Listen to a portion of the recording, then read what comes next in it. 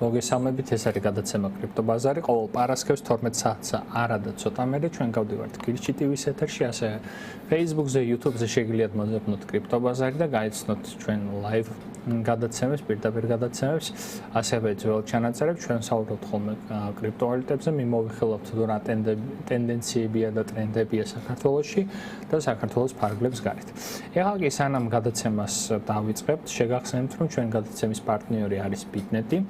Bitnet-ზე თქვენ შეგიძლიათ ახლა QR კოდი გამოჩნდა, ან გადაცემის აღწერაში შეგიძლიათ ნახოთ ლინკი და დარეგისტრირდეთ ჩვენი რეფერალური ლინკით. სადაც მარტივად გაივლით ვერიფიკაციას და შეძლებთ სულ რაღაც 5 ლარიდან უკვე შეიძინოთ მოკლედ ნებისმიერი კრიპტოვალუტა, რაც არის განთავსებული Bitnet-ზე და შეგახსენებთ კიდევ ერთხელ, რომ პრინციპში თუ არ შეგიძლიათ მთლიანი კრიპტოვალუტის ყიდვა, კრიპტოვალუტის ფრაგმენტი შეგიძლიათ იყიდოთ სულ რაღაც უკვე 5 ლარად და ამ შემთხვევაში თუ გექნებათ რაიმე შეკითხვა, ტექნიკური შეკითხვა, რასაც ვერ გაიგებთ, როგორ გადმოიტანოთ თანხა Bitnet-ზე, როგორ გააკეთოთ სხვადასხვა ოპერაციები, ასევე აპლიკაციაც აქვთ.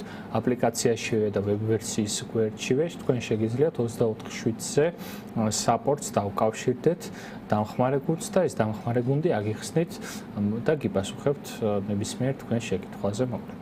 ეხლა რაც შეეხება გადაცემის პირველ ნაწილს და გადაცემის პირველ ნაწილში ტრადიციულად მოკლედ ვისაუბრებთ სიახლეებზე და პირველი სიახლე რისი განხილვაც მინდა სხვათა შორის და რაც თქვენ თუ ნახავთ ჩვენ Twitter გვერდს, ჩვენ Twitter გვერდზე Coin პლატფორმის სტატია არის, სადაც ვისაუბრებთ ამ პირველ სიახლეზე, უბრალოდ ეს პირველი სიახლე იქნება ასე ვთქვათ სამ ნაწილად გავრცობილი, იმიტომ რომ ერთი და იგივე ადამიანს და ერთი და იგივე ასე ვთქვათ საკითხს ეხება და ამ საკითხის შემდგომ რა გავლენა შეიძლება გქონდეს ბაზარზე, ამასაც მიმოვიხილავთ და მოკლედ პირველი საკითხი ეხება დონალდ ტრამპის მიერ გაცემულ ბრძანებას, რომელიც შრომის დეპარტამენტს, ფასიანი ქაღალდების და ბირჟების კომისიას, ეგრეთ წოდებულ SEC-ად ცნობილ ჩვენთვის სახაზინო დეპარტამენტს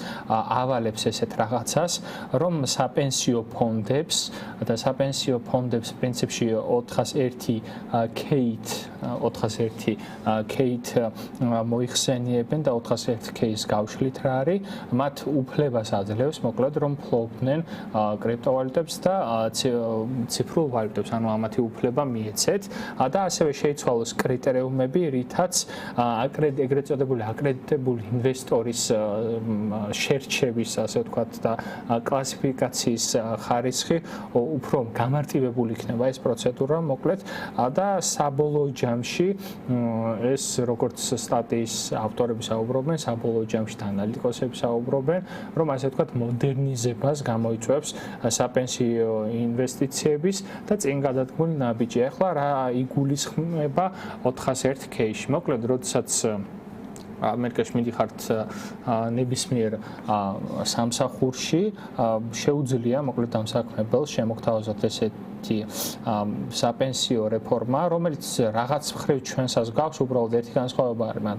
თქვენ თუ გინდათ ჩაერთვებით ამ საპენსიო სისტემაში, თუ გინდათ არ ჩაერთვებით, პირობითად ავიღოთ, თუ თქვენი ხელფასი არის სიტყვაზე $100,000 წელიწადში და დაახლოებით 2%-ის გადადება გსურთ საპენსიო ფონდისთვის, ეს 2% ზოგადად არ დაიბეგრება, ეს ერთი, როდესაც გადაიტანთ, ანუ სანამ დაბეგრვა მოხდება თქვენი ხელფასის მანამდე მოხდება იმ ფონდში გადატანა. შემდგომ გაჩნია რა შეთანხმება გაქვთ თქვენ დამსაქმებელთან, იქ სხვადასხვა დიაპაზონები არის, ჩვენთან არის მაგალითად 2%-ს ჩვენ ვიხდით, 2%-ს დამსაქმებელი და 2% სახელმწიფო, ხო? აქაც შეიძლება გქონდეთ მსგავსი და შესაბამისად, მოკლედ, აქაც არის მოლაპარაკებები, რომ შეგიძლიათ ასე ვთქვათ, შეისყიდოთ შეუძლია კომპანიას თქვენი სახელით შეისყიდოთ სხვადასხვა აქციები და აქტივები.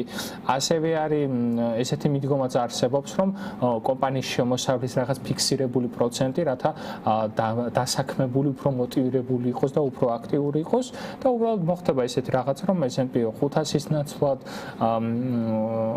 და სხვადასხვა ინდექსების ნაცვლად, ასევე დამატებით შეიძლებათ კრიპტოვალუტების ყიდვა. ჩემი აზრით ეს ტენდენცია წამოვა ის კომპანიები დაიწყებენ თავიანთ ასე ვთქვათ თანამშრომლებზე შეთავაზებას, რომლებიც უკვე კრიპტო კომპანიები არიან, არ ამგონია რომ სიტყვაზე ისეთმა ადამიანებმა დაიწყონ ამით სარგებლობა, რომლებსაც საერთოდ არ აქვთ კრიპტოსთან შემხებლობა, თუმცა კიდევ ერთხელ ამერიკაში ზოგადად თქვენ ალბათ შეამჩნევთ რაღაც ტრენდების ასე ვთქვათ გავრცელება ძალიან მარტივია თუ სწორ მიდგომას შევარჩევთ და რაც გულისხმობა ამაში, მაგალითად როდესაც შემოდგომაზე პრინციპში არავინ არ მოელოდა. შემოდგომის პერიოდში უკვე ტრამპის რეიტინგი არ იყო კამალასთან შედარებით ძლიერი და რაღა მოდენიმე თვემ და ილონის ჩართულობამ გადაწონა ეს ყველაფერი. სწორედ ესე წამიერად შეიძლება მოხდეს. ესეთი რაღაცა ხდება ხოლმე ხშირად ამერიკაში. ამერიკაში ესე არ არის რომ წელიწადში ერთხელ გაიზომოს რაღაც რეიტინგი, არა, ყოველკვირეულად, ყოველ ორ კვირაში ერთხელ ხდება მონიტორინგი, ანუ უფრო ასე ვთქვათ, უფრო უსმენენ გარშემოყოფებს რა ხდება, რა აინტერესებთ, არა იმიტომ მხოლოდ რომ მოაგვანონ პრობლემები, არამედ სიტყვაზე სად შეიძლება უფრო რაღაცებზე ყურადღების გამახვილება თუნდაც საარჩევნოდ და სხვადასხვა კუთხით, მოკლედ ასეთ ერთ-ერთ ტალღაში თუ მოყვება ეს სიახლე და ესეთ ერთ-ერთ ტალღაში თუ იქნება პრინციპში ის ეხლა რაზეც საუბრობთ საპენსიო კუთხით, მაშინ ბუნებრივი არის რომ დაინტერესებაც, ანუ ესე არ დაიწყებს ვიღაც რომ მე კი მარტივად აქ თანხმდები, არა, სანამ კრიპტოვალუტებზე ან ბიტკოინზე ზოგადად თანხმობას გასცემს ესა თუ ის პიროვნება დამსახურებლის კუთხით, მანამდე მეტნაკლებად მოიძიებენ თუ რა არის ბიტკოინი, რა არის ესა თუ ის კრიპტოვალუტა, რამდენად არის კუარი და რა ტექნოლოგიასთან გვაქვს ხოლმე შეხება. მოკლედ საინტერესოა ამ კუთხით, ნახოთ ტრადიციულად მოვლენები როგორ განვითარდება, ესე ცალსახა პასუხი და ცალსახა ბულიშ აღმასვლის მიდგომები ესეთ სიახლეებთან არ მაქვს, თუმცა გუშინდელ ბაზარზე ამან მეტნაკლებად იმოქმედა, უბრალოდ სულ ამას ვამბობ მთელი ზაფხულის განმავლობაში, მაგრამ ისეთ სიახლეები აშკარად ზაფხული უფრო ცხელი არის კრიპტოს კუთხით, ვიდრე ზოგადად სხვა სეზონები რაც ქონია ამ შემთხვევაში, რადგან ფაქტობრივად არის სვენებს, ასე ვთქვათ, ამერიკის შეერთებულ შტატებში ეს ინდუსტრია ამ კუთხით და შესაბამისად სიახლეების ფუფუნებას გვაქვს. ეხლა რაც შეეხება ამ პირველივე სიახლის გაგრძელებას, რასაც ჩვენ სხვადასხვა კოინ პლატფორმებზე, როდესაც ნახულობთ სტატია როგორც ინგლისურ ენაზე და ნებისმიერი მიმოხილვა, ასევე ქართულ ენაზე და მოკლედ შეგიძლიათ ამ შემთხვევაში ეს პოლიტიკა გვაქვს, რომ მინიმუმ ამ ორ ენაზე გქონდეს სწორება თუ რაიმე სხვა შემოთავაზება გექნებათ, ჩვენ დიდი სიამოვნებით ამ კუთხითაც მოგისმენთ. ეხლა რაც შეეხება ისევ ტრამპის წარდგინებას და პრინციპში კრიპტომეგობრული შეიძლება ესე ითქვას, მაგრამ რაღაც კონტექსტში ეს განცხადება არ მომწონს და მე გეტყვით რატომ სიახლის ბოლოს ეკონომისტი სტივენ მირანი ფედერალური სარეზერვო სისტემის მმართველთა საბჭოში იქნება წარდგენილი და ახლა ერთ-ერთ ადამიანს ჩანაცვლებს 26 წლის იანვრამდე მოუწევს ამ ადამიანს წასვლა და თუ გავიხსენებთ ამ ადამიანის მოღვაწეობას, ეს ადამიანი ზოგადად მომხრე არის რეგულაციების გამარტივების კრიპტო მიმართულებით, ასევე პაველის და ტრამპის შორის დაპირისპირება, ესეთი ჩუმი დაპირისპირება საპროცენტო განაკვეთთან მიმართებაში როგორც ნახეთ არის და პრინციპში უკვე აღარ იქნება, რადგან შემოდგომაზე მოუწევთ მაინც დაკლება 1.7 იყო თუ არ ვცდები ინფლაციის მაჩვენებელი და 3.2% ჩამოწდა. მოკლედ აქეთ ამ პერიოდშიც ასე ვთქვათ ტრამპის მხარეს იყო ეს ადამიანი, სხვადასხვა კომპანიებში მუშაობდა და ერთ-ერთი კომპანია იყო, რომელიც განკარგავდა რას? FTX-ის გაკოტრების შემდგომ, ასე ვთქვათ, ეგრეთ წოდებული პრობლემური სესხების თანხის ამოღების ან გაყიდვის და გადაყიდვის, ანუ პრობლემური кейსების FTX-თან მიმართებაში, ანუ FTX თუ რომელიმე კომპანიასთან ქონდა რაღაც ვალდებულება, აი ამ кейსებს ყიდდა და მეტნაკლებად, ასე ვთქვათ, რეგულაციების კუთხითაც ჩახედული პიროვნება არის. ერთ-ერთი განცხადება, რაც მე ცოტა უცნაურად მომხვდა უხში, შეიძლება თქვენთვის არ იყოს ეს განცხადება უცნაური, ეს ციტატა უნდა წავიკითხო მაინც. 2023 წელს, როდესაც სიზის მოუწია Binance-ს მოუწია თანამდებობის დატოვება, რადგან დიდი ოდენობით თანხის ფულადი ჯარიმაც გადაიხადა დარღვევების გამო და ასევე მოუწია მოკლედ ციხეში 4 თვით ირონიულია, მაგრამ 4 თვით ჯდომა სიზისთან მიმართებაში გააკეთა ესეთი განცხადება. და მიუხედავად იმისა, რომ Binance-მა გარკვეული ცუდი რამეები გააკეთა, ფრჩხილებში, მაგალითად ირანსა და ჰამასის დაფინანსებაში მონაწილეობა, იქნებ მართლაც საჭიროა ბევრი რეგულაციის გამარტივება. შეგახსენებთ, რომ მოხდა ესეთი რაღაც. Binance US-ზე არის საუბარი და Binance US-ზე რაღაც პერიოდის განმავლობაში არასწორად გავლილი KYC-ით, ანუ როდესაც პირადობას წარადგენთ ხოლმე თქვენ ბირჟაზე, მოხდა რამოდენიმე იუზერის დარეგისტრირება და ამ кейსზე არის საუბარი. იქ ირანი თუ ჰამას დაფინანსდა თუ ასე შევიდა თუ გადაცვალა გამოცვალა ამის მტკიცებულება ესე არისო და უბრალოდ კანონი იყო ანუ რის თქმა უნდა ნახეთ კი რაღაც ფაქტი მოხდა და ამ ფაქტის ურტრირება გააკეთა რაც ეგრევე სიზის მიაწევებს რაღაც იარლიხს რომ აგერ ირანი და ჰამასი ახსენა ვიღაცამ და შესაბამისად სიზი პროამატკენ ხომ არ არიან რაღაც გავსი და უბრალოდ მეორე წინადადება მოეწონა ბევრს რომ იქნებ მართლაც საჭიროა ბევრი რეგულაციის გამარტივება ხო ანუ ორი სხვადასხვა წინადადება არის ერთი წინადადება კარგი არის მეორე წინადადება უადგილო არის და იმედია ეს მეორე წინადადება რომელიც უადგილო არის ამ უადგილო და პოპულისტური წინადადებების თამასა და პროცენტულობა დაიწევს მის პორტფელში ერთი იყო კიდევ Uber-თან დაკავშირებით და Airbnb-სთან დაკავშირებით გაკეთებული განცხადება, რომ ციტატა არ მომიწერია და კონტექსტის გარშე არ მინდა რომ თქვა ესეც, იმიტომ რომ კონტექსტი ზუსტი ვერ ვიპოვე და მაგიტომ არ ამოვიწერე, შეგვიძლიათ ნახოთ და გაგვიზიაროთ, დაწეროთ კომენტარებში, მოკლედ რისი თქმა მინდა. ის რომ მე პრო-კრიპტო ვარ, პრო-კრიპტო ბევრ რამეს არ ნიშნავს, შეიძლება სტეპენში ვინც იყო ჩართული ის ადამიანიც თავის თავს პრო-კრიპტოს უწოდებდა რაღაც პერიოდი და როდესაც GMT-ს ან GST-ს ფასი დავარდა, შემდგომ არა პრო-კრიპტო ადამიანი გახდა, ხო? ფუნდამენტებზე არის საუბარი, მეტნაკლებად ახლა ფუნდამენტებს თუ შევხედავთ, კი ბიტკოინს ახსენებენ, ბიტკოინი აქვს პორტფელში, ახლა World Liberty Financials თუ შევხედავთ, მაგალითად ეთერიუმი აქვს უფრო პორტფელში, შეიძლება რაღაც სხვა მოლოდინები იყოს და დაველოდოთ აქაც რა როგორ მოხდება ის სკეპტიციზმი პრინციპში რაც იანვარში იყო კიდევ ერთხელ სიცხადის აქტი სანამ არ ჩაეშვება მანამდე მე შვიდად ვერ ვიქნები კრიპტორეგულაციების კუთხით ეს ყველაფერი კარგი არის დავთეთ კომპანიებს მივეცით კომპანიებს უფლება და რომელიმე კომპანიას თუ ან სააგენტოს ან ვიღაც ადამიანს თუ წაუწდა ფეხი, აი ამ შემთხვევაში როგორ ვიქცევით ისე როგორც FTX-ის შემთხვევაში მოვიქეცით, ამაზე არის საუბარი, მიხვდით? იმიტომ რომ თუ ხალხი იქნა დაზარალებული, ამ შემთხვევაში საკადრის პასუხის გაცემა უწევთ. ნუ ცენტრალიზებულ სისტემაზე იქნება და დეცენტრალიზებული სისტემები, ამიტომ რომ airdrop-ებში ვერ იღებთ მონაწილეობას, ვინც ამერიკის შეერთებულ შტატებში ხართ. მოკლედ რისი თქმა მინდა.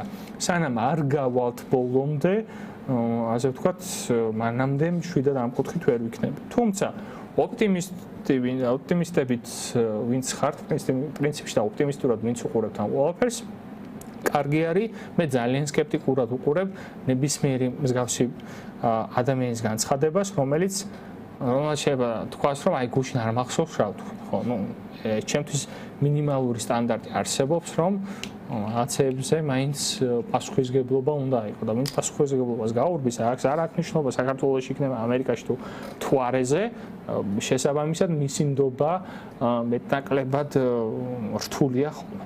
ეხლა რაც შეიძლება ისე ტრამპის მესამე სიახლეს, ხო? ეს სიახლე ეხება უშუალოდ პრინციპში ბანკებს. აქაც არის ჩართული სახაზინო დეპარტამენტი, სადაც პრინციპში განცხადება კეთდება ესეთი, რომ ის ბანკები, რომლებიც კრიპტომემართულებაში არიან ჩართულები, მოდით მათ მიმართ ლოიალურები ვიყოთ და შესაბამისად რეპუტაციული რისკი, ეგრეთ წოდებული რეპუტაციული რისკი იყო ესეთი სიტყვათა შეთანხმება, რომლის შემდგომაც თუ ბანკს ან კომპანიას კრიპტოსთან ჰქონდა ასე ვთქვათ რაიმე კავშირი, შესაბამისად კაცრავად კეთროვნად ითვლებოდა დაახლოებით ისე როგორც არის სხვათა შორის რაღაც დოზით საქართველოში, როდესაც გიხურავენ თქვენ ანგარიშებს და სიმართლეს ვერ აღწევთ, ერთი ბანკი გეუბნებათ რომ კარგად იყავით, მეორე ბანკი გეუბნებათ რომ კარგად იყავით, საბანკო სივრციდან გადიხართ და გადიხართ რაშვებით, საბოლოოდ არ გადიხართ საბანკო სივრციდან და პოულობთ რაღაც სხვა გამოსავალს. მოკლედ, რის თქმა მინდა, ნელ-ნელა ეს კუდიანებზე ნადირობაც რჩება აქაც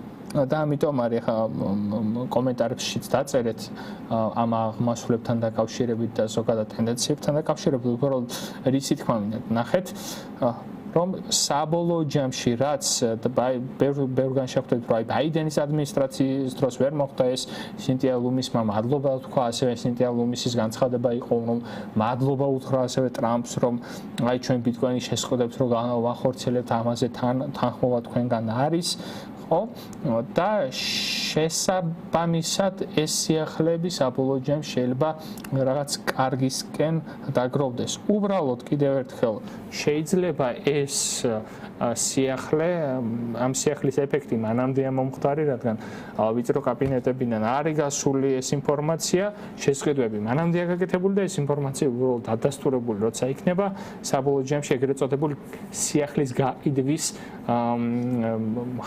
self-news, რასაც ეძახიან, ხო? სიახლის გაყიდვის ტენდენცია შეიძლება იყოს ეს ყველაფერი და ამ კუთხითაც ფრთხილად ვიქნები. არ აქვს მნიშვნელობა კიდევ ერთხელ რა აქტივზე არის საუბარი, ხო? თუნდაც ბიტკოინზე, უბრალოდ აი ეგ არის, მიხვდით რომ ეხლაც ვამჩნევ ესეთ რაღაცას. ელ-სალვადორის შესყიდვა ეს კოტირება, ელ-სალვადორის შესყიდვა არის $30,000 და შესაბამისად $30,000 ქვევით არავინ არ ჩამოუშვებს ბიტკოინის ფასს. და თქვენ შეგიძლიათ ნახოთ ჩარტი 2022-ის რამდენი ხანი იყო ბიტკოინი 30,000-ზე დაბლა, ხო? და არც თუ ისე ცოტა ხანი. რისი თქმა მინდა ამით?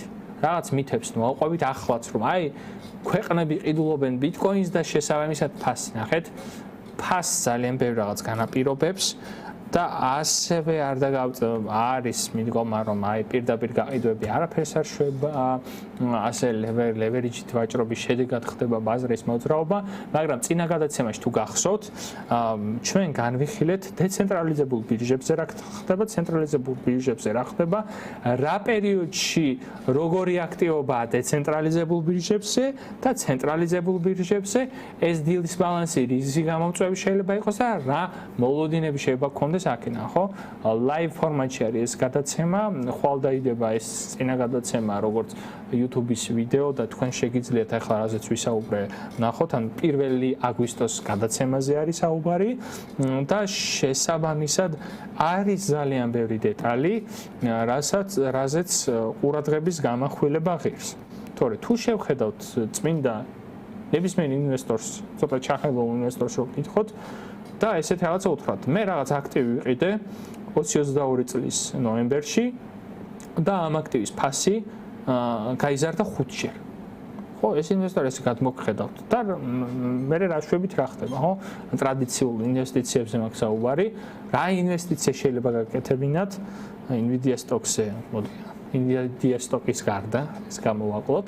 შეიძლება გაკეთებინათ არც თუ 3 წლის წინ და გქონოდათ ამ ხელა ამონაგები.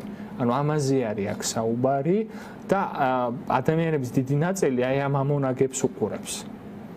და მეორე მხარესაც გადახედეთ, თუ ჩვენ ვამბობთ რომ ქვეყნებს სურთ ბიტკოინის ყიდვა და ყიდულობენ, შესაბამისად ქვეყნებს არ სურთ რომ ძვირად იყიდონ ბიტკოინი. და თუ აქეთკენ წნევა არ იქნება, ძალა არ იქნება, რომელიც აიძულებს მათ რომ დიდ ფასად იყიდონ და ჯერჯერობით მე ამას ვერ ვხედავ, რაღაც დაგიმალოთ, თუ წინა ბულრანი შევხედავთ, წინა ბულრანი უფრო სხვანაირად აქტიური იყო და საერთოდ სხვანაირი ბაზარი იყო.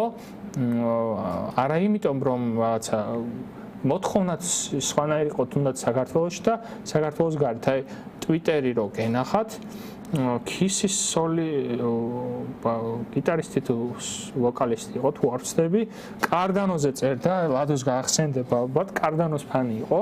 ეს კაცი, ამ კაცს Twitter-ი აღარ მხვდება. შეიძლება უბრალოდ ალგორითმა დააწყო ისე, რომ ასე ვთქვათ, მე არ მხვდება ეს სიახლე, მაგრამ იყვნენ ინფლუენსერები, იყვნენ ადამიანები, რომლებიც კრიპტოზე უფრო მეტად საუბრობენ. საქართველოს ფარგლების გარეთ მაქვს საუბარი. ეხლა თქვენ თუ ამერიკაში ცხოვრობთ, მით უმეტეს და თუ კრიპტო ბაზარს უყურებთ, ძალიან დაგვეხმარება რა, რომ აი თქვენს გარშემო რა სოციუმშიც ხართ, რამდენი ადამიანი საუბრობს კრიპტოზე და თუ საუბრობენ რა არის ტრიგერი. ანუ ის არა რომ აი ტრამპის სიახლე წაიკითხეს, ანუ ტრამპის სიახლეს თუ უყურებენ და უბრალოდ წაიკითხეს არა.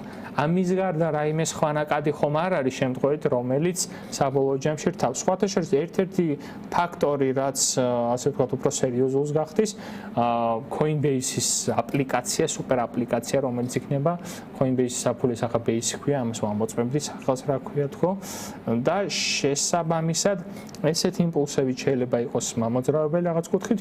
უბრალოდ მე ვერ ვხედავ ჩვენი კომუნიტის გარდა და ჩვენი კომუნიტი ამ წამოწყებაში ძალიან აქტიური არის 5 ლარიან ბიტკოინის შესყიდვაში და ძალიან ბევრს სხვათა შორის მე პირადშიც იყო მიმოწერებ რომ გავუკვირდა აი 5 ლარად მართლა შეიძლება ბიტკოინის ყიდვა კი ბიტნეტზე დარეგისტრირდებით კიდევ ერთხელ QR კოდიც გამოჩნდება ეხლა გადაცემის აღწერაში სადაც ამ უყურებდეთ ხო გაივლით კრიპტობაზრის ასე ვერიფიკაციას, მოკლედ რეფერალური ლინკით ვერიფიკაციას და შემდგომ KYC-ს გავლის. შემდგომ მარტივად შეგიძლიათ, მოკლედ, რის თქმა უნდა, ესეთი გამარტივებული თუ იქნება ახლა როგორც ბიტნეტზე არის გამარტივებული აპლიკაცია აქვს და უცებ ყიდულობენ, ესე თუ გაუმარტივებენ სხვებსაც, ეს იქნება იდეალური, რადგან უკვე ნელ-ნელა წამოვიდა ევროკავშირის ქვეყნებიდან, რომ აი ზოგიერთ ბირჟას, თორსტები ბაინანსის სიახლე იყო, რომ დაემატა პირდაპირ Mastercard-ზე თანხის გადატანა, უბრალოდ კიდევ ერთხელ საკომისიო არის ის, რაც არის, ხო? და ეს საკომისიოების ამბებიც ძალიან მტკივნეული არის ქართველ მომხმარებისთვის ნაკლებად, რადგან სერიოზულად რომ ვთქვათ ამ კუთხით არ არის ჩვენთან ისეთი საკომისიოები 2%, 3% იყო და ამ შემთხვევაში ახლა ბიტნეტზე 2% არის. ანუ არ არის საკომისიო რომ რაღაც პრობლემა შეიქმნას, თუ თქვენ შეხედათ სხვა ბირჟებზე 10%-მდე, 11%-მდე ავდიხართ ამ შემთხვევაში და ესეთ გათვალისწინებელია. მოკლედ რისი თქმა მინდა ეს სამი სიახლე, რომელიც ამ ბოლო დღეებში დაგროვდა, შეიძლება იყოს სიცხადის აქტისთვის დამხმარე. დაწერეთ კომენტარებში თუ სხვანაირად თვლით ამას, შეიძლება მომისმენია ეს აზრიც, რომ რაღაც პატარ-პატარა კანონებს შემოიტანე, სიცხადის აქტი გადაიდება და რაღაც მხრივ გაურკვევლობა მაინც დარჩება, იმიტომ რომ შეისყიდონ უფრო დაბალ ფასად ბიტკოინი. აი ესეთ რაღაცების გამიგია, ხო? რა მანიპულაციებს შეიძლება ველოდოთ ამ კუთხითაც გამოგვეხმაურეთ და აი ამერიკის ამბავიც მაინტერესებს სხვათა შორის თუ აი ესე ამ საპენსიო ფონდით სარგებლობთ, ახლა ეს თქვენ ჩემზე უკეთ იცით რა პირობები არის, ვინმე ხომ არა ვინ ახსენებს სამსახურში ან გაიგებს თუ არა ვინმე ან იტყვის თუ არა თქვენი კოლეგა ვინმე, რომ აი ჩვენ შეგვეძლება მომავალში ბიტკოინი ან სხვადასხვა კრიპტოვალუტა ვიყიდოთ და მსგავსი რა.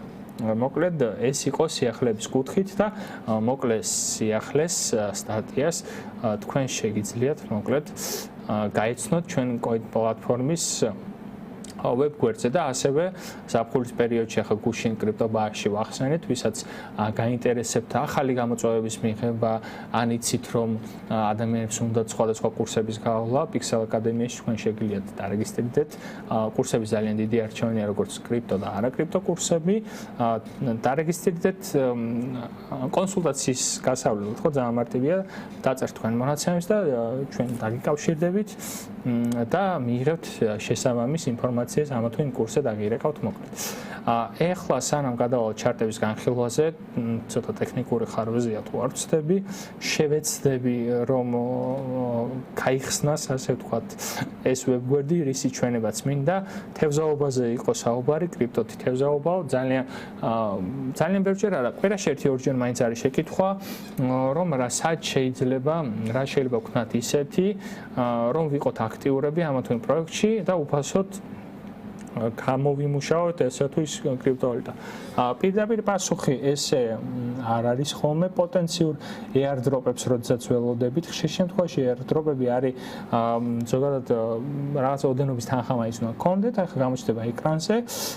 ესე იგი phishing frenzy .co არის ესეთი ვებგვერდი, სადაც თქვენ შეგიძლიათ მოკლედ უფასოდ ითევზაოთ ფასიანად შეგიძლიათ ითევზაოთ, მაგრამ უფასოდ ითევზაოთ, ასე ვთქვათ, მოიპოვოთ სხვადასხვა თევზი, ეს თევზი შემდგომ ან გაყიდოთ, ან ამ თევზისგან დაამზადოთ რაღაც საკვები, ამ საკვებს გამოიყენებთ როგორც ენერგიად, ძალიან შეიძლება თქვენ ირგვლივ ბავშვები თამაშობენ მსგავს თამაშებს, მსგავსი თამაშის ტიპით, მოკლედ არის შექმნილი რაღაც ეკოსისტემა, აი ინტერნეტს შედავს, რომ ეკოსისტემაში თქვენ პოტენციურად შეიძლება მიიღოთ სამოვალ რაღაც airdrop-ი, რადგან ეგრეთ წოდებული leaderboard-ი, ანუ დაფა აქვთ, სადაც პირველ ადგილზე ვინ არის, მეორე ადგილზე ვინ არის, მოკლედ სრულიად უფასოდ. ერთადერთი საფულე უნდა გქონდეთ.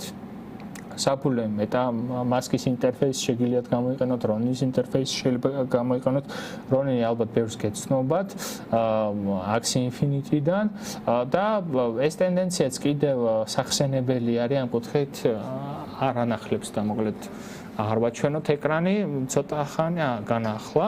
ხო, მაგერა რაღაც რეცეპტები, თქვენ შეგიძლიათ ამ რეცეპტებით აგერ არის მოცემული დაამზადოთ სხვადასხვა კერძი, აი ეგ შემდგომ გადავალთ უკან და ვნახავთ აი რომელ ადგილზე ხართ, რა პოტენციური პრიზები შეიძლება მიიღოთ, სხვათა შორის ამ პრიზებში შეიძლება იყოს NFT-ები და ეს NFT-ები თქვენ შეგიძლიათ გაყიდოთ Ronin-ის marketplace-ზე. მოკლედ სახლიდან გაუსვლელად ითევზავებთ და აი ამ გაყიდვის შედეგად სხვათა შორის NFT-ს როდესაც გაყიდით, თქვენ შეგიძლიათ ახლა involved, ხო, თქვენ შეგიძლიათ პატარა თანხის გამომუშავება აი უფასო ზოგადად არაფერი არ არის, იმიტომ რომ თქვენ ამას რაღაც დრო უნდა დაუთმოთ და ეს დრო თუ თქვენ მიგაჩნიათ რომ უპრიანი არის მსგავსი რაღაცისთვის, შესაბამისად თქვენ შეგიძლიათ დარქვათ ამას უფასო ფული ამ კუთხითაც. მოკლედ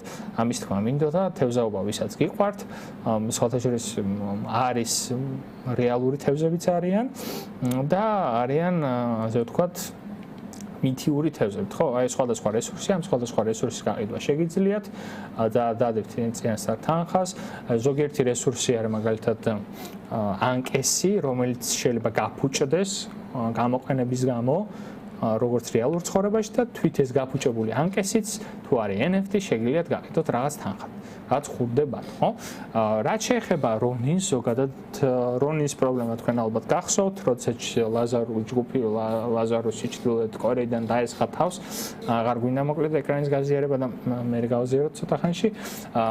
ჩრდილოეთ კორეის ჰაკერული ჯგუფი დაესხა თავს, საბოლოო ჯამში მოკლედ თანხების მოზიდვის შედეგად მომხმარებლებს დაუბრუნდათ თავის თანხები, უბრალოდ აი ეს ბლოკჩეინის კუთხით პრობლემა იყო აქ, თუმცა ამბობენ რომ მოაგვარეს მსგავსი პრობლემები, არ ვიცი ტექნიკურად, კიდევ ერთხელ მე ტექნიკური შესაძლებლობები ნაკლებად მაქვს იმის რომ ნახო რეალურად, შეიძლება გაიარეს ბევრი აუდიტი და ამბობენ რომ მეტნაკლებად უსაფრთხოა, მაგრამ ძალიან ბევრი თამაშის დეველოპერი, პატარ-პატარა თამაშის დეველოპერი მიდის Ronin-თან, სადაც Ronin-ი და Ronin-ის ბაზარი თავაზობს რას, მოკლედ მარტივად გაყიდონ ესა თუ ის NFT, ანუ ესა ის რესურსი, რაც არის თამაში. სხვათა შორის რისი გამარტივებისთვისაც ხელსაყრელი არის SUI, ობიექტზე ორიენტირებული პროგრამირების ენარი, უფრო მარტივად ხდება ყველაფერი. უბრალოდ SUI-ის პრობლემა არის რა? SUI-ის პრობლემა არის ის, რომ არ არის შესაბამისი ეგრეთ წოდებული სავაჭრო სივრცე, ეგრეთ წოდებული marketplace-ი, სადაც თქვენ ნახავთ ამ NFT-ს რამე ხომ არ ჭირს შემთხვევით. ანუ ეს ობიექტი როგორ არის? ეს ობიექტი სხვა ობიექტებისგან შედგება და კოდით გააჩნია NFT-ს პატრონს, რა კოდი აქვს გაწერილი, შეუძლია სიტყვაზე პირობითად ვიზუალურად ჩანდეს მეომარი, რომელსაც ხმალი უჭირავს. მაგრამ კოდის დონეზე ეს ხმალი შეიძლება მოპარულია, ანუ ამოღებულია და ეს ხმალი ედება ცალკე. მოკლედ ესეთი ხათაბალაც შეიძლება იყოს და შესაბამისად მით უმეტეს სუიზე და მსგავს ტექნოლოგიებზე თუ ნახავთ ნებისმიერ NFT-ს, სხვათა შორის კონსოლის თემა, პირველი ასე ვთქვათ, წყვილი კონსოლები და ურიქდებათ sui player თქვა ხორცდები და ნახოთ ტექნიკურად რა არის. მეიჭვება რამე სერიოზული იყოს ეს sui play, მაგრამ დაველოდოთ მოკლედ რამდენად გაყოფილები იქნებიან კრიპტო გეიმერები. არ მგონია რომ ჩვეულებრივ გეიმერს, აი თქვენ მეგობარ გეიმერს რო კითხოთ სუის კონსოლის შესახებ გაგია თუ არა, გეტყვით რომ რა სუის კონსოლია. ხო? ეხლა გადავიდეთ გადაცემის მეორე ნაწილში, გადაცემის მეორე ნაწილში განვიხილოთ თუ რა ხდება ბიტკოინის თავს. სერიოზული არაფერი, ცვლილება დიდი არ გვაქვს. ძალიან ბევრი ადამიანი საუბრობს რომ შეიძლება გქონდეს შემდგომი ტალღა აღმასვლის, ბევრი ანალიტიკოსი საუბრობს, რომ შეიძლება პირიქით სექტემბრის ჩათვლით დავაფიქსიროთ, ესე ვთქვათ, ეგრეთ წოდებული დროშა, რომელიც ხარების დროშა, რომელიც შეიძლება დაღმა ასე ვთქვათ, ტანისგან განსხვავებით დროშა დაღმასვლის არის. მოკლედ ძალიან ბევრი სპეკულაცია არის, უბრალოდ ეხლა რეალურად ინტერნეტით თუ მომცემს ამის საშუალებას, გავიხსენეთ მოკლედ ერთ-ერთი და შენიშვნაც მიღებულია სავით. გავიხსენეთ ერთ-ერთი ინდიკატორი, რომელსაც ATR ქვია პრინციპში და ATR მონახას გაძლევთ რას. ATR-ის როდესაც ჩართავთ, თქვენ ნახულობთ რაღაც ფას. პირობითად აქ არის $2000, ხო? 2000 რა ნიშნულზე არის გასწორად ნახოთ. $2605, $2605 რას ნიშნავს, ხო? ალბათობა იმისა, რომ გახსნის ფასიდან $2605 ზევით ან ქვევით ჩამოვიდეს, აქტივის ფასი არის დიდი. რატომ? იმიტომ, რომ გათვალისწინებულია მოკლედ წინა ვაჭრობის დიაპაზონები და შესაბამისად ფორმულიდან გამომდინარე, აი ხა ხედავთ რომ ყოველი შემდგომი დღე პრინციპში კვირის ATR-ი ჩავრთოთ, ვაჭრობის ასე ვთქვათ ძალა და ყიდვა-გაყიდვის მოცულობები ნელ-ნელა შემცირებულია. ასევე თქვენ შეგიძლიათ ტენდენციები დაიჭიროთ წინა წლებთან მიმართებაში, ახლა ვნახოთ ესეთი რაღაც. ნახეთ 2021 განვიხილოთ, ხო? 2021-ში უკვე, როდესაც ყველაზე მაღალ ნიშნულს მიუახლოვდა 2021 წლის მაისში, ამის შემდგომ ასე ვთქვათ, ATR რამოდენიმე კვირა კიდევ მაღალი რჩება, რატომ? იმიტომ რომ ეს დაღმასვლა იყო ამის განმაპირობებელი, ამ დაღმასვლის დროს ხედავთ რა მანძილის გავლა მოუწია აქტივის ფასს და შემდგომ ხედავთ რომ უფრო მაღალი, ასე ვთქვათ, მაღალი ნიშნული ATR-ის კუთხით არ დაფიქსირებულა. ბევრი ინვესტორისთვის სხვათა შორის ეს მანიშნებელი იყო იმის, რომ რეალურად მეტი იმპულსი არ იქნებოდა და თუ გადახედავთ აი bear markets, ეგრეთ წოდებულ bear markets, სადაც ფაქტობრივად ესე იგი ბაზარი დანებებული იყო, დაბალ ნიშნულზე არის ATR-ის მაჩვენებელი და შემდგომ ნელ-ნელა იკლებს. თუ ჩვენ ავიღებთ ასე ვთქვათ ამ საპროექციო არის და ამ ლოგიკას შეიძლება ჩავატიოთ რა, რომ ATR-მა რაღაც მაღალი ნიშნული დააფიქსირა, ერთი მაღალი ნიშნული არ დაფიქსირებული, ATR-ი ჯერჯერობით დაბლა ჩამოდის, შეიძლება ის შემოდგომა ბოლო იმპულსი იყოს ამ კუთხით და შემდგომ ATR-ი განაგრძობს, ასე ვთქვათ, დაღმასვლას. უბრალოდ როდესაც ფასი ჩამოვარდება ბიტკოინის, შესაბამისად ოდნავ, ასე ვთქვათ, გაიწელება ATR-ის გასაშუალება. აი თქვენ ხედავთ მაქსიმუმზე $8000 კი ყოფილა, ხო? კვირის მაჩვენებელი, ახლა ვართ შემოსული 7800. თვის მაჩვენებელი შეიძლება ვნახოთ, ჩვენ ადრე განვიხილავდით ხოლმე ამას გადაცემაში. ძალიან ბევრ ტრეიდერს აქვს რა დიაპაზონებად, აი თვის მაჩვენებელში უფრო სხვანაირად არის სიტუაცია, ხო? დიაპაზონებად აქვთ აღებული ტრეიდერებს და ამბობენ ესეთ რაღაცას, რომ აი პლუს პირობითად კვირაში თუ პლუს 7000 გაცდა, ამის შემდგომ ან შეიძლება სტოპ ლოსი ქონდეთ ამ დიაპაზონამდე დაყენებული, ან მხოლოდ ამ დიაპაზონებში ვაჭრობდნენ, ხო? ბევრი ტაქტიკა არის, რითიც შეგიძლიათ გამოიყენოთ ეს ATR-ი მოკლედ.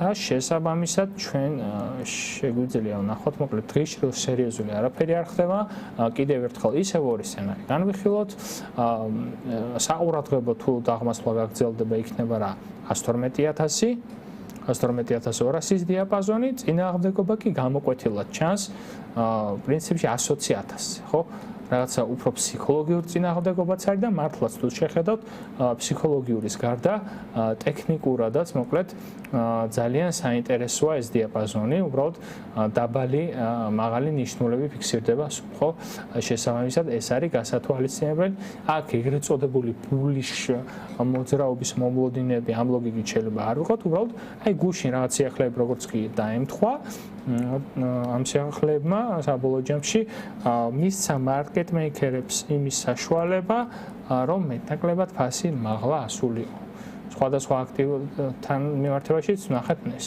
ახლა ვნახოთ ბიტკოინის დომინაცია იკლებს არ არის გასაკვირი ერთ-ერთ საინტერესო დიაპაზონს უახლოვდება ეს არის 60% რასაც სხვათა შორის ველოდით ვინც გადაცემას უყურებთ და წინა bear market-ში რომ აი 60 თუ მიუახლოვდება ამ bull market-ზე ძალიან კარგი იქნება და შესაბამისად ეს მოძრაობაც არის საინტერესო საყრდენთან არის მოსული და ვინ ეცილება დომინაციას არ იქნება რთული გამოსაცნობი ამ კუთხით ჩვენ რაც არ უნდა მოგწონდეს არ მოგწონდეს ეს პროექტი ბაზარი ჯერჯერობით ამ ლოგიკით მოძრაობს და ეს ლოგიკა არის ეს რომ თუ ბიტკოინის დომინაცია იკლებს ეთერიუმის დომინაცია იმატებს და არა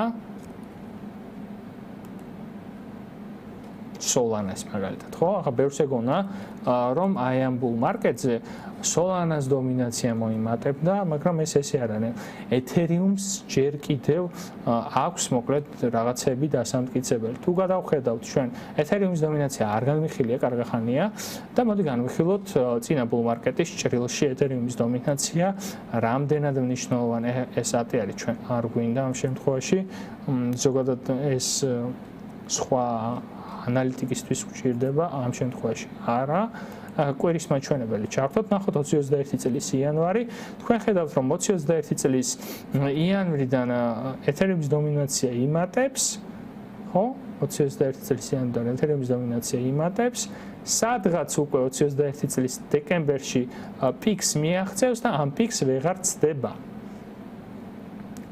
ეხლა გვაქვს რა ასე ვთქვათ, თუ დავაკვირდებით 20-20-ის, აი ფაქტობრივად რას გვაგონებს ეს. ხედავთ 20-20-ის და 2019 წლის ბოლოს, ანუ 20-20-ის დასაწყისის ნელ-ნელა ზრდას, ანუ ძალიან გაწელილი არის ამ შემთხვევაში ციკლი ამ კუთხით, შეიძლება ძალიან მოკლე დროში მოხდეს დომინაციის აღმასვლა და ეს დაემთხოს რაღაც კონკრეტულ სიახლეს. ახლა ვნახოთ ეთერიუმ ბიტკოინთან მიმართებაში. 20% იქნება ეთერიუმის დომინაცია. არ ამგონია რომ ბაზრისთვისაც ცუდი იყოს და ვინმესთვის ცუდი, ხო?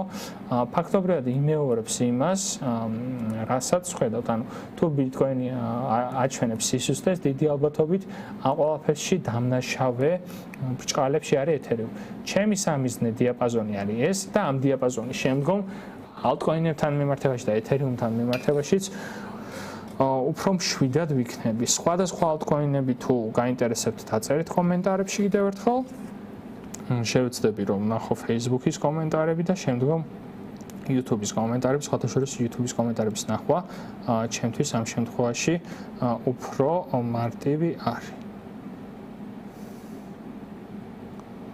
წამით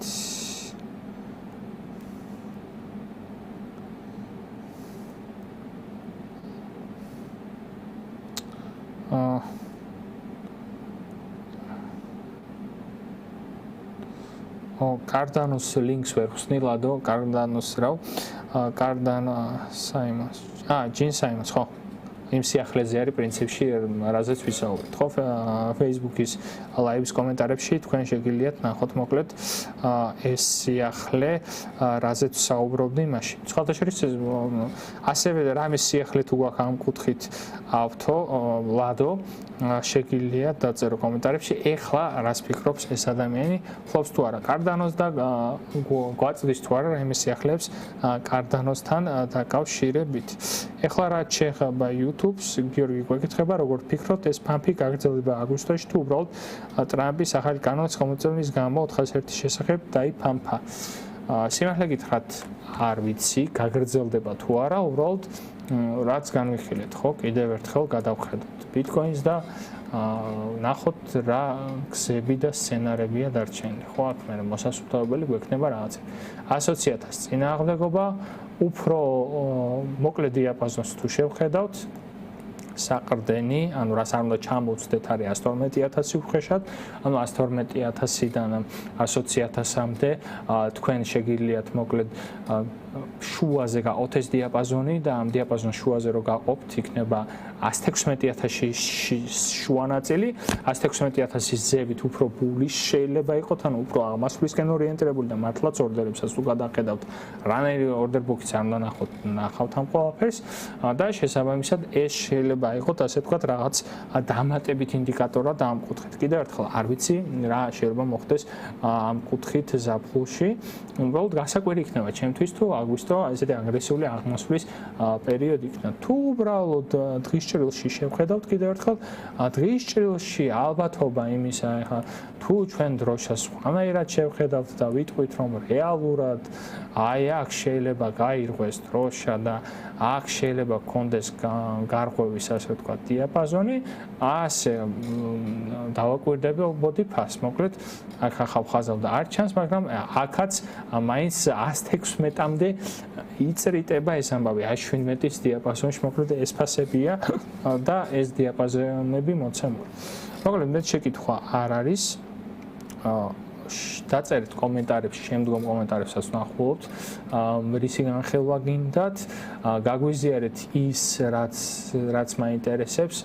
პრინციპში, რადგან სიახლეები უფრო ამერიკას ეხება და შესაბამისად უფრო ამერიკაზე არის სწორება, თუმცა თუ ქართულ ბაბლშიც შეხვდებით, რომ საიდანღაც მოდის კრიპტოზე სიახლე, რომელიც არ არის ორდინალური, ესეც გააზიარეთ ჯგუფში, რადგან ნელ-ნელა თაღლითების შემოდინებაც ხდება და ერთ-ერთ თაღლითზე ჩვენ ან ბაზის ან კრიპტობაზრის ფორმატში ვისაუბრებთ, ყოველ შემთხვევაში ჩვენ ჯგუფში ვინც ხართ, მეტაკლებად დაცული ხართ, რომ მსგავსი თაღლითის და ამ თაღლითზე მალე იქნება საუბარი იმედია, ვიდეოებს და შემოთავაზებებს ჩვენ არ ვაზიარებთ და თუ კრიპტობაზარში არ ზიარდება, არც ბაზში განიხილება, ან კრიპტობაზარში განიხილება და თუ ჯგუფში კითხვას ვამთ და შესაბამისად გეუბნებიან, რომ ეს თაღლითი არის, 99% არის ალბათობა იმის, რომ ეს ადამიანი იყოს თაღლითი და შესაბამისად მოკლედ გაუფრთხილდით თქვენ თანხებს და ნაკლები თანხები დაკარგეთ. სანამ დაგემშვიდობებით, შეგახსენებთ, რომ ჩვენი გადაცემის პარტნიორი არის BitNet.